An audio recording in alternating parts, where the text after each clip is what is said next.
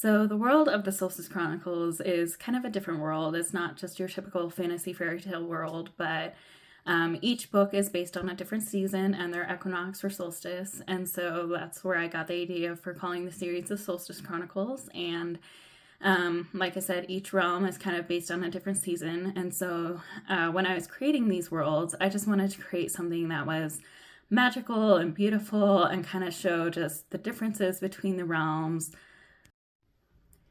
So the winter realm is obviously very wintry. So there's snow on the ground everywhere. It's very cold. It's kind of got more of a Nordic Viking feel. And so even though the people that live there are in the cold all the time, they don't really notice it or feel it as much because that's just their world. Their bodies were made to live in that world and dwell in that world. And so it was a lot of fun kind of developing that world.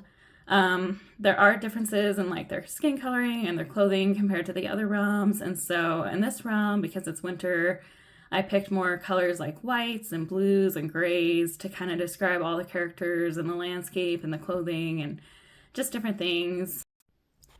When I was first thinking about this world, I was trying to think of what would make the winter realm different from the other realms. What would set it apart? What kind of weird things would they have in their realm that other realms wouldn't have? So one of the things that I incorporated in the winter realm is kind of their flame system, their lighting system. So it's not your typical like roaring orange or red flame that we typically see, but it's more of a blue, cooler flame, and they use it more for light instead of heat because they live in the Northlands, and so they're used to this weather. They're not needing warmth from anything.